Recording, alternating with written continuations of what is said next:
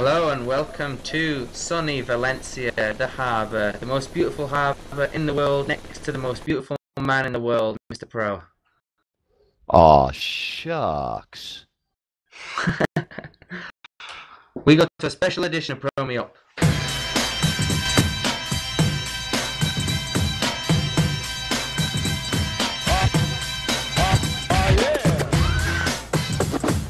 Check this out. Hammer time. Every day I'm shuffling. Like a G6.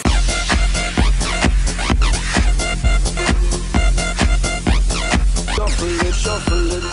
Welcome to a special edition of Pro Me Up. Do you know why this is a special edition of Pro Me Up? One guess? No, tell me why it's a special edition of Pro Me Up. Because L is in the house, bro. L is in the house. Oh boy, here we go. We can't just leave you to have all the fun. The mid-season review, even before the mid-season point. That's how we roll. That's how it works here. I think we're always ahead of the game, right? Yeah. So what do you think about the season so far in general? Well, there's been some pretty interesting developments. Nobody, I think, at the beginning of the season really looked to see Hardo running away with the championship this early in the season. You know, Brandon Gant and Richard Walcott definitely had problems testing. They did a lot of preseason testing, but I think they're struggling for time testing. Some good battles around the middle of the field, though. Looking for that World Series place, though, opening up. Sure enough. It should be great fun. However, one thing that was not great fun to hear during the week was the league basically has had a bit of a down week. A couple of drivers definitely not agreeing with some of the steward decisions. Start off with Matt Harto here, clearly making a mistake, reversing onto the middle of the track, and ends up hitting Darren Fisher. Ruins pretty much. Well, to be honest, from the onboard view though, it only looks like he backs up just maybe 4 or 5 feet. She definitely ruined both the guys' races. And Harto was expecting a grid penalty for this race, which of course he got, and he will start at the back of the grid. He also, though, will be disqualified from the Canadian Grand Prix and will lose his 2 points, which I don't think the team was too pleased about. And he also is on a warning for a couple other races now. Basically, just the whole book. Boy, yeah. The next guy in line is Glenn Thomas, the Rocket.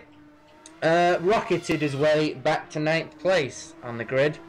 He will not be allowed to start in Q2 due to a penalty. This one was very controversial because he didn't actually hit anybody and he gave the position back.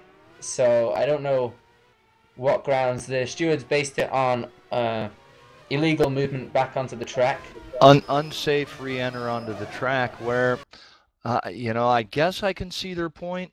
But, it doesn't seem as though they kind of put the shoe on the other foot and saw that, he gave the spot back and that there really was no contact and, really didn't impede the other driver that much. I don't really know what that was about because you look at other incidents like the China one between Mackie and Ruben Miranda, and we felt that should have received a penalty for that one. One of the 3 hits, probably, but... I'm not even sure was there a warning or even probation given on that. I don't believe there was any kind of sanctions. Fred Binet received only a warning for deliberately cutting the pit lane line, so he'll be obviously pleased to get away with that one, and I'm sure he'll be staying away from that white line from now on. I think that'd be very smart because I know they're going to start looking at that pretty hard. You're never going to agree with the stewards' decisions because they're the stewards. If people like the stewards, then they're not doing their job right. We love the stewards. We love you, man. Don't hate on the commentators. If you have any complaints, please send your complaints to the garbage can at your local convenience store.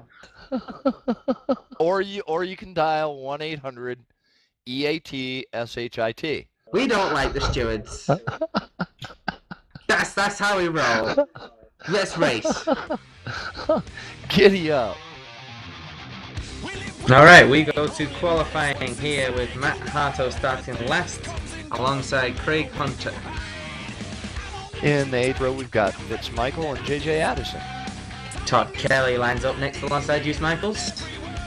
And Thomas Nance and Hajime Maki finish out that 6th row. As we see Walcott coming across the line. Oh, takes pole, but of course no one else is going to lap it. Looks like BG's down about a 10th going into the last sector. Will he be able to pull pole out? What you got? Go on, go on. Oh, easy, easy. So quick in that final sector as he takes pole. Richie takes 2nd. Coop 3rd, Fisher 4th. Sasha 5th, David Carney 6th, Curlin 7th, Fred 8th. And Glenn Thomas not allowed to qualify in P9. And Nate Litweiler, no team orders, but decided